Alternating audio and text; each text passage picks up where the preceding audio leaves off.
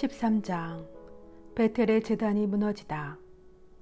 예로보암이 제단 옆에 서서 분향하려고 하는데 마침 하느님의 사람이 주님의 말씀에 따라 유다에서 베텔로 왔다. 하느님의 사람이 제단에 대고 주님의 말씀에 따라 외쳤다. 제단아, 제단아, 주님께서 이렇게 말씀하신다. 다윗의 집안에 한 아들이 태어나리니 그 이름은 요시야이다. 그가 네 위에서 분향하는 산당의 사제들을 네 위에서 제물로 바치고 사람의 뼈를 내 위에서 태울 것이다. 바로 그날 그는 한 가지 표징을 제시하며 이렇게 말하였다. 이는 주님께서 말씀하신 표징입니다. 이 제단이 산산조각 나고 그 위에 있는 재가 쏟아질 것입니다. 예로보암 임금은 하느님의 사람이 베텔 제단에 대고 이렇게 외치는 말을 듣고 제단에서 손을 뻗으며 그를 붙잡아라 하고 명령하였다. 그러자 그를 향해 뻗었던 손이 굳어 오므릴 수가 없게 되었다. 곧 이어서 주님의 말씀에 따라 하느님의 사람이 제시한 표징대로 제단이 산산조각이 나고 제단에서 재가 쏟아졌다. 그러자 임금은 하느님의 사람에게 주 그대의 하느님께 호의를 간청하고 내 손이 회복되도록 기도해 주십시오 하고 말하였다. 하느님의 사람이 주님께 간청하자 임금의 손이 회복되어 전과 같이 되었다. 임금이 하느님의 사람에게 말하였다. 나와 함께 집으로 가서 피로를 푸시오. 내가 그대에게 선물도 드리리이다. 그러자 하느님의 사람이 임금에게 대답하였다. 임금님 궁전의 절반을 저에게 주신다 하여도 임금님과 함께 가지 않겠습니다. 그리고 이곳에서는 빵도 먹지 않고 물도 마시지 않겠습니다. 주님의 말씀에 따라 이런 명령이 저에게 내렸습니다. 빵도 먹지 말고 물도 마시지 마라. 그리고 온 길로 돌아가지도 마라. 그러고 나서 하느님의 사람은 그가 베텔에 왔던 길로 돌아가지 않고 다른 길로 갔다. 베텔의 늙은 예언자. 그 무렵에 한 늙은 예언자가 베텔에 살고 있었다. 그의 아들들이 와서 그날 하느님의 사람이 베텔에서 한 일을 모두 이야기해 주었다. 또한 그가 임금에게 한 말도 아버지에게 이야기해 주었다. 아버지가 그들에게 그가 어느 길로 갔느냐 하고 묻자 그의 아들들은 유다에서 온 하느님의 사람이 간 길을 보여주었다. 아버지는 아들들에게 나귀에 안장을 얹어라 하고 일렀다. 그들이 나귀에 안장을 얹으니 그가 나귀를 타고 하느님의 사람을 뒤쫓아가다가 향염나무 밑에 앉아있는 그를 만났다. 늙은 예언자가 그에게 당신이 유다에서 온 하느님의 사람이요 하고 묻자 그는 그렇습니다 하고 대답하였다. 예언자가 하느님의 사람에게 함께 집으로 가서 음식을 드시지요 하고 권유하였다. 하느님의 사람이 말하였다. 나는 어르신과 함께 돌아갈 수가 없습니다. 또한 어르신의 집에 들어갈 수도 없고 이곳에서는 빵도 먹지 못하고 물도 마실 수 없습니다. 주님의 말씀에 따라 이런 명령이 저에게 내렸습니다. 여기에서는 빵도 먹지 말고 물도 마시지 마라. 그리고 온 길로 돌아가지도 마라. 그러자 예언자는 하느님의 사람에게 이렇게 말하였다. 나도 당신과 같은 예언자요. 한 천사가 주님의 말씀에 따라 그를 너희 집에 데려다가 빵을 먹게 하고 물을 마시게 하여라 하고 나에게 명령하였소. 그러나 그것은 거짓말이었다. 그리하여 하느님의 사람은 예언자와 함께 되돌아가서 그의 집에서 빵을 먹고 물을 마셨다. 그들이 식탁에 함께 앉아 있는데 하느님의 사람을 도로 데려온 예언자에게 주님의 말씀이 내렸다. 예언자는 유다에서 온 하느님의 사람에게 이렇게 선언하였다. 주님께서 이렇게 말씀하셨소. 너는 주님의 말을 어기고 주 너희 하느님이 너에게 내린 계명을 지키지 않았다. 너는 돌아와 빵도 먹지 말고 물도 마시지 말라고 한 곳에서 빵을 먹고 물을 마셨다. 그러므로 너희 죽음은 내 조상들의 무덤에 묻히지 못할 것이다. 하느님의 사람이 빵을 먹고 물을 마시고 나자 예언자는 그가 타고 갈 나귀에 안장을 얹었다. 그 나귀는 그를 도로 데려온 예언자의 것이었다. 하느님의 사람은 그곳을 떠나가다가 길에서 사자를 만나 물려 죽었다. 그 죽음은 길에 내 던져진 채로 있었는데 나귀가 그 곁에 서 있고 사자도 그 곁에 서 있었다. 지나가던 이들이 길에 내 던져진 죽음과 그 죽음 곁에 서 있는 사자를 보고 늙은 예언자가 사는 성읍으로 들어가서 이 일을 전하였다. 그를 길에서 도로 데려왔던 예언자는 그 일을 전해 듣고 이렇게 말하였다. 그는 바로 주님의 말씀을 어긴 하느님의 사람이다. 주님께서 그를 사자에게 내어주시어 그에게 하신 말씀에 따라 사자가 그의 뼈를 부수어 죽이게 하셨구나.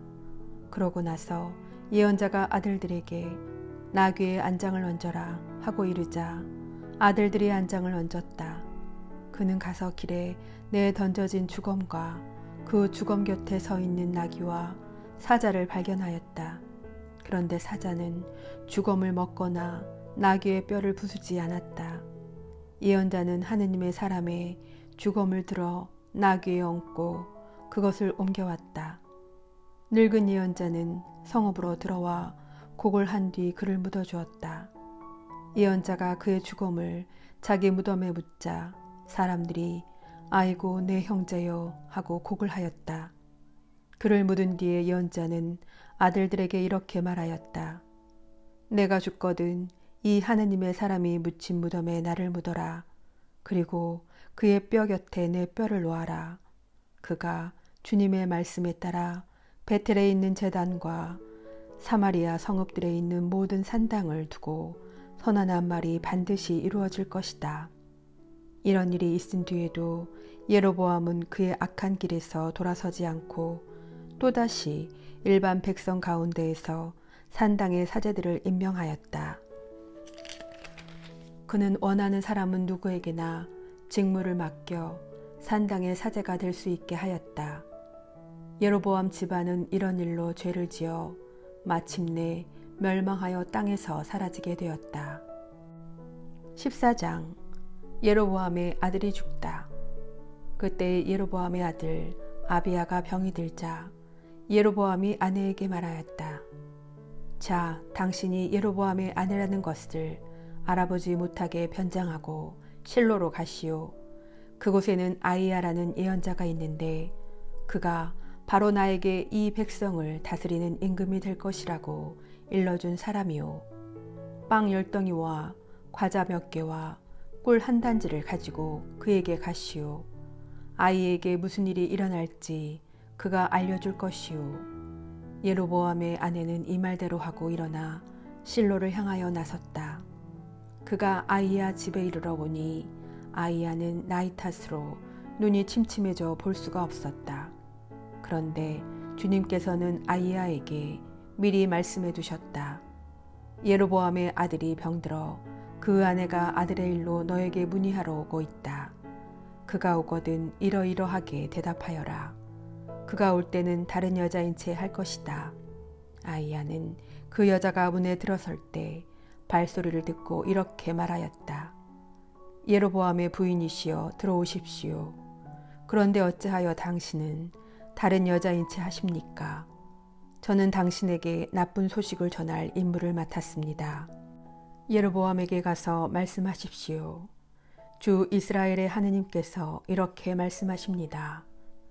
내가 너를 백성 가운데에서 드러높여 내 백성 이스라엘의 영도자로 세우고 다윗 집안에서 나라를 떼어 너에게 주었다. 그러나 너는 나의 종 다윗과 같지 않았다. 다윗은 나의 계명을 지켰을 뿐만 아니라 마음을 다하여 나를 따랐으며 내 눈에 드는 옳은 일만 하였다. 그러나 너는 너보다 앞서 있던 모든 임금보다 더 악한 짓을 저지르고 게다가 다른 신들과 우상들을 만들어 나의 분노를 돋우었다. 이렇게 너는 나를 등 뒤로 내던졌다. 그러므로 이제 내가 예로보암 집안에 재앙을 내리겠다. 예로보암에게 속한 사내는 종이든 자유인이든 이스라엘에서 잘라버리겠다.